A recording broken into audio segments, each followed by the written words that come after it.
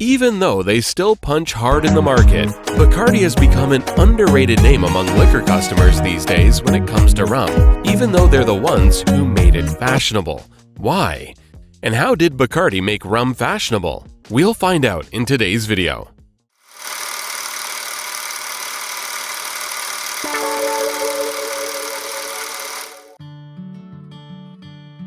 The story starts with a boy named Facundo Bacardi Maso, who was the son of a humble bricklayer. Born in Sitges, in the province of Barcelona, Spain, he certainly grew up poor, but no details about his early life are known as we fast forward to his arrival in Cuba in 1830, alongside his brothers. It took a while, but eventually in 1843, he would set up his own shop. He soon wed Lucia Emilia Victoria Moreau, a woman from a very affluent family of Franco-Haitian descent, just 3 months earlier. It didn't take long for them to have kids, and as such, Emilio was born in 1844, Juan in 1846, Facundo Jr. in 1848, Mara in 1851, Jose in 1857, and Emilia Jr. in 1861. Tragedy would strike soon, however. Juan and Mara perished in the 1852 earthquake and cholera epidemic that devastated Santiago.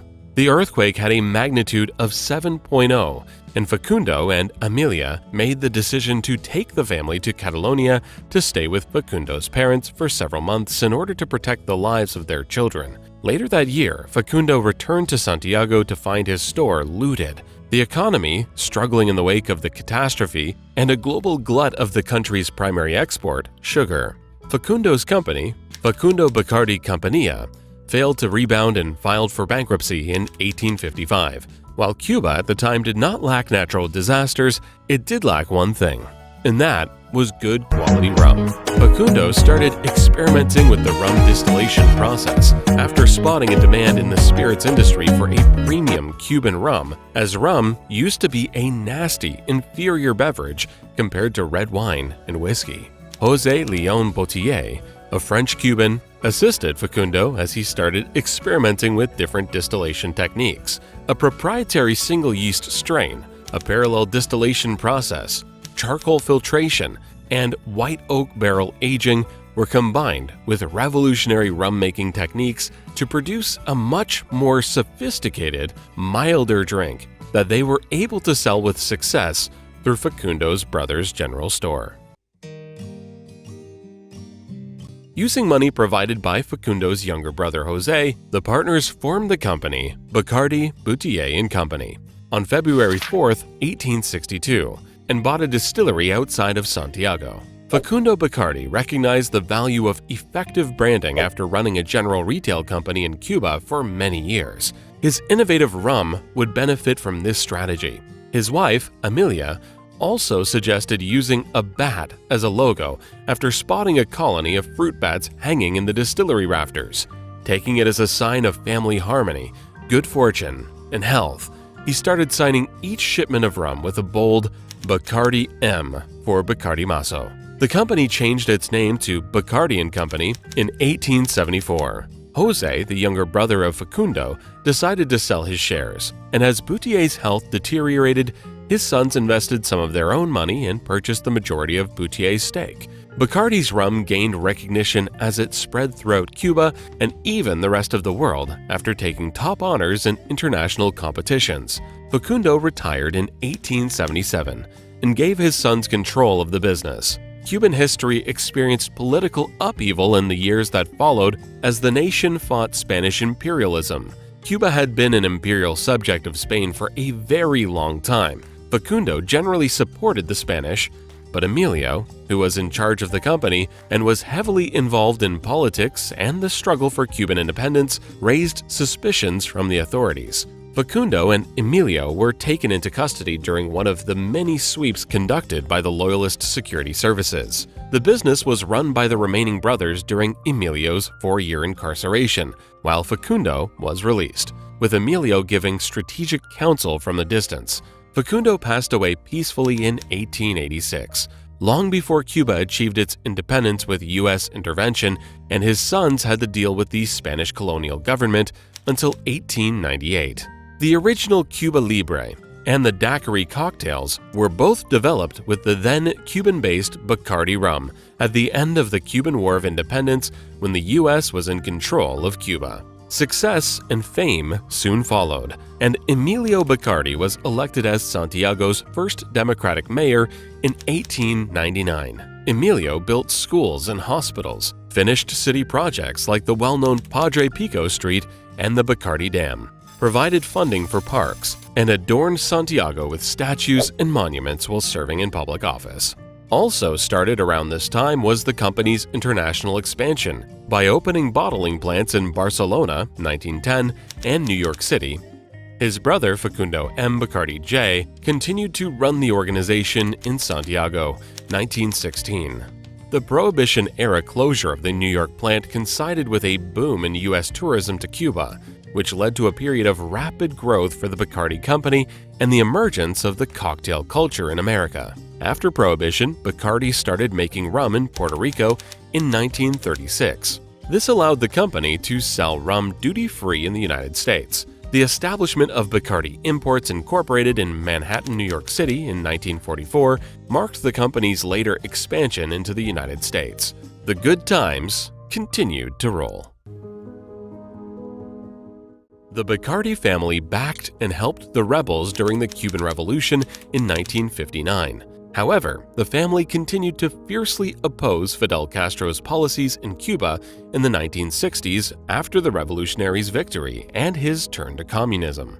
The family and the company left Cuba in exile after the Cuban government arbitrarily seized their Cuban assets on October 14, 1960, nationalizing all private property on the island and outlawing all bank accounts, according to Tom Gelton's book Bacardi and the Long Fight for Cuba. Bacardi now had a score to settle after being banished from their motherland. It had to develop quickly in order to combat the world's most audacious communist government. Once Bacardi had established itself successfully, it started to divert a sizable portion of its profits toward achieving its single objective: the overthrow of Fidel Castro and Cuban communism. In order to ensure that Fidel Castro was unable to gain from Bacardi's unique processes, company executives decided to enact a particular self-destruction mechanism. The last of the yeast cells, that particular breed, discovered 150 years ago from the roots of a sugarcane plant that made Bacardi what it was, had their genetic code for Bacardi rum successfully destroyed. A nationalized Bacardi could not compete and sustain the Castro government from then on. Prior to the revolution, the company moved the ownership of its trademarks, assets, and secret recipes out of the country to the Bahamas and had already started producing Bacardi rum at other distillery locations in Puerto Rico and Mexico due to worries about the previous Cuban leader, Fulgencio Batista. After the Cuban government unlawfully confiscated all of Bacardi's assets there, this assisted the company in surviving. The Helms-Burton Act, which tightened the U.S. embargo against Cuba, was actively drafted with input from Bacardi's attorneys. In 1965, over a century after the company was founded in Cuba, Bacardi planted new roots and relocated its global headquarters to Hamilton, Bermuda. The company has continued to endure since then. Section 211 of the Omnibus Consolidated and Emergency Appropriations Act, also referred to as the Bacardi Act, was drafted in 1999 by Otto Reich, a lobbyist in Washington working for the Bacardi brand. Section 211 did not grant trademark protection to goods produced by Cuban companies that were seized following the revolution. The Havana Club brand in the United States was the target of the act. Jose Arechabala S.A. created the brand, which was then unjustly taken over by the government during the Cuban Revolution. The Archabala family then fled the country and the rum was no longer produced. As a result, they permitted the Havana Club U.S. trademark registration to expire in 1973. The Cuban government registered the mark in the United States in 1976 by taking advantage of the lapse. Thus, Bacardi remains in control of its own destiny from Bermuda. Drinks made by Bacardi are not widely available in Cuba today. The primary rum brand in Cuba is Havana Club. The Archabala family, the brand's original owners, later sold it to Bacardi, With the exception of the United States and its territories, the Havana Club products are sold internationally by the Cuban government in collaboration with the French firm Pernod Ricard. Based on the original recipe from the Archibald family, Bacardi developed the real Havana Club rum, produces it in Puerto Rico, and markets it in the US. Bacardi is still fighting in the courts to have its own Havana Club trademark recognized outside of the US. Facundo L. Bacardi is the current chairman of the company, owing to its rich family history and the constitution of the Bacardi family itself. In Coral Gables, Florida, Bacardi USA leased a 15-story office building in 2006. 7 buildings in Miami-Dade County housed employees of Bacardi at the time. The former Bacardi headquarters buildings on Biscayne Boulevard in Midtown Miami have been demolished. The National Young Arts Foundation's headquarters are currently located in the structure. 19 million 9-liter cases of Bacardi rum were sold globally in volume in 2021. As the entire liquor industry has benefited from a sales boost from lockdowns, so has Bacardi. With well-known brands like Bacardi Rum and Patron, Bacardi was planning to introduce over 40 new products in 2021, which, according to a brand spokesperson, would have been a record for the company's long history. A large number of the launches have been and will continue to be in popular subcategories like ready-to-drink (RTD) and low alcohol by volume (LABV), low ABV. Bacardi has increased the number of RTD and low ABV product launches by 3 and 4 times, respectively, in the first few months of 2021 compared to the entire year of 2020. Pete Carr, president of Bacardi North America, told Modern Retail that Bacardi is investing heavily in new products in anticipation of the fact that, quote, "People have been pent up. They're excited to go out. They're excited to see friends. I think this is going to be big. It's going to be like the Roaring '20s." According to alcohol research firm IWSR, alcohol was one of the many industries that saw a significant shift to online sales in 2020. With e-commerce alcohol sales reaching $5.6 billion or 5.5 billion euros, up 87% from 2019. As a result, a lot of the investments and acquisitions made in the alcohol industry in 2020 were aimed at improving e-commerce and delivery capabilities.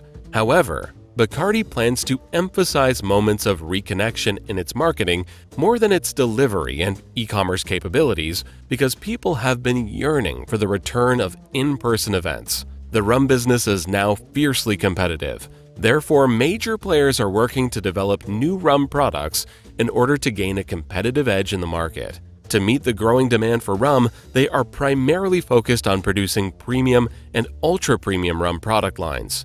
Market participants are concentrating on R&D to develop numerous new rum flavors. For instance, Bacardi launched its Bacardi Ocho premium rum brand in July 2019, specifically for Indian customers. Given the conservative nature of the Indian liquor market, its success was significant. One of the most well-liked alcoholic beverages used to make a variety of cocktails, such as the mojito and daiquiri. Rum is a versatile blender that is essential for every well-stocked bar because of its sweet flavor. It can be found in a variety of beverages, from fantastic tiki drinks to cozy winter drinks. Bacardi has played one of the most significant roles in fostering this rum culture, and will keep doing so. Have you already heard of the story of Bacardi? And are there any other details that you would have added to this video? Share it in the comments. And if you'd like to see more inspiring business videos, then make sure to check out our channel.